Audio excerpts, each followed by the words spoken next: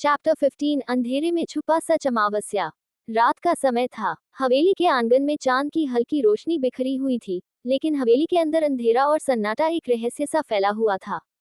Prisha balcony में खड़ी थी। उसके दिल में कई सवाल थे। मीरा ने उसके खिलाफ ऐसा क्यों किया? आखिर वो उससे इतनी नफरत क्यों करती है? Pensive face. आरव के शब्द उसके कानों में गूंज रहे थे। मैं हमेशा तुम्हारे साथ हूँ। इन शब्दों में उसे सुकून तो मिला था, लेकिन दिल के किसी कोने में अब भी एक डर बैठा था। कहीं ये तूफान थमा नहीं, बल्कि शुरू तो नहीं हुआ है। हंसिया चांद आरव का इजहार। नीचे लॉन में आरव फोन पर किसी से बात कर रहा था। उसकी आवाज धीमी थी लेकिन ठोस।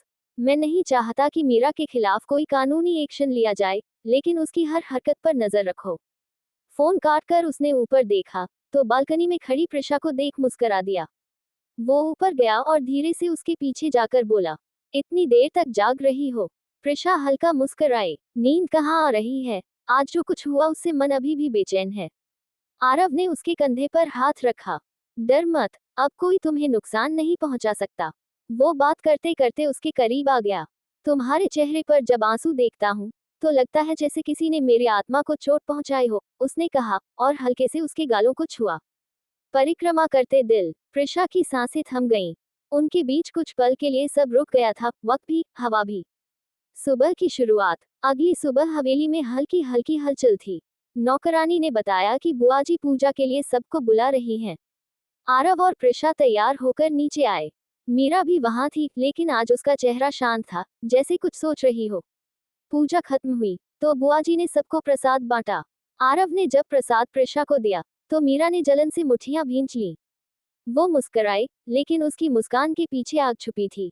दीदी, आज बहुत अच्छा लग रहा है आपको देखकर, उसने मीठे स्वर में कहा। प्रिशा ने नम्रता से कहा, धन्यवाद मीरा। पर आरव की नजरें कुछ और कह रही थीं। वो मीरा पर पूरी तरह भरोसा नहीं कर पा रहा था। स्क्रॉल पुरानी फाइलें और नया राज। दोपहर में आरव ऑफिस गया, और प्रिशा हवेली की लाइब्रेरी में कुछ पुरानी किताबें देख रही थी। तभी उसकी नजर एक पुरानी अलमारी पर पड़ी, जिसमें धूल जमी हुई थी। जिज्ञासा से उसने अलमारी खोली। अंदर कुछ पुराने फाइल्स रखे थे। उसने एक फाइल उठाई। उस पर लिखा था आरव प्रोजेक्ट 7 years ago। वो धीरे धीरे पन्ने पलटने लगी। फाइल में आरव की कंपनी के पुराने कागजात थे, लेकिन एक फोटो देखकर उसका दिल थम गया। फोटो में आरव के साथ एक लड़की थी, और वो लड़की हूबहू प्रिशा जैसी दिख रही थी। फेयरफुल, ये कौन है?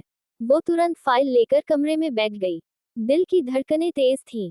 उसके दिमाग में सवाल घूमने लगे। क्या ये किसी पिछले जन्म का संकेत है, या कोई पुराना राज?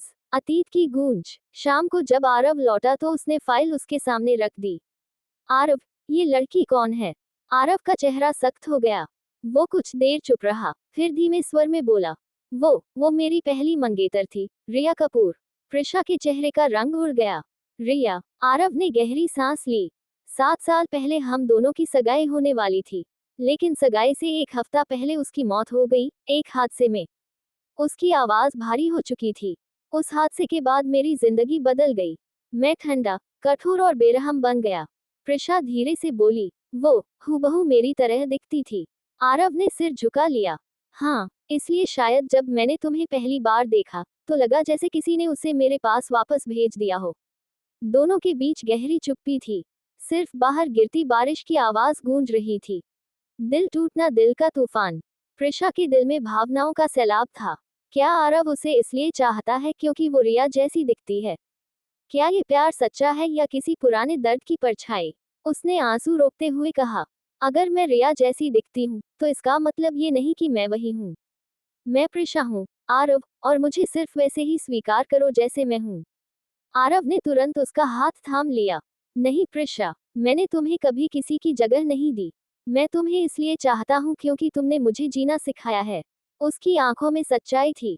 रिया सिर्फ मेरी कहानी का अतीत थी, लेकिन तुम मेरी जिंदगी का वर्तमान और भविष्य हो। चमकता दिल। प्रिशा का दिल पिघल गया। उसने आंसू पोंछे और सिर आरव के कंधे पर रख दिया। मुखौटा मीरा का नया षड्यंत्र। लेकिन उसी समय हवेली के छत वाले कमरे में मीरा किसी अजनबी से फोन पर बात कर रही थी। उसके होठों पर खतरनाक मुस्कान थी। हाँ, मैंने सब पता कर लिया है। आरव का अतीत ही उसे तोड़ने का रास्ता है। अब हमें बस रिया की फाइल का फायदा उठाना है। फोन की दूसरी तरफ एक गहरी पुरुष आवाज थी। बहुत बढ़िया, वक्त आने पर वो फाइल मेरे पास पहुंच जानी चाहिए। मीरा बोली, हो जाएगी, और उस फाइल के साथ आरव और प्रिशा दोनों की जिंदगी खत्म हो जाएगी। Smile with horns. उल्का रात का वादा। रात को प्रिशा बालकनी में खड़ी थी। आरव उसके पास आया और बोला, जो कुछ भी अतीत में था, मैं उसे यही खत्म करना चाहता हूँ। कल से हम नई शुरुआत करेंगे। प्रिशा ने हल्के से मुस्कुराते हुए कहा, बस एक वादा करो, चाहे कुछ भी हो जाए, मुझसे कभी कुछ मत छुपाना। आरव ने उसकी आंखों में देखते हुए कहा, मैं वादा करता हूँ, अब कोई राज नहीं रहेगा। वो पल इतना सच्चा था कि लगा जैसे ब्रह्मांड भी उनकी कस्में सुन रहा हो। लेकिन उन्हें क्या पता था, उसी हवेली की छत पर कोई उनकी हर बात सुन रहा था। मीरा, उसकी आंखों में वही चमक थी, धोखे और बदले की। अब खेल शुरू होगा, प्रिशा, अब तुम्हारे हर आंसू का हिसाब लिया जाएगा। फायर, पुष्पिन क्लिफहैंगर एंडिंग। एक तरफ आरव और प्रिशा का प्यार पहले से ज्यादा गहरा हो रहा था दिल, और दूसरी तरफ अंधेरे में कोई ऐसा सच छुपा था जो उनके रिश्ते की जड़ें हिला सकता था। क्या मीरा का साथ देने वाला वो रहस्यमय आदमी रिया की मौत से जुड़ा है? क्या प्रिशा का पुनर्जन्म उसी अधूरे प्यार की कहानी है? जारी रहेगा चैप्टर 16 में टक्कर सच्चाई के पहले झटके के साथ।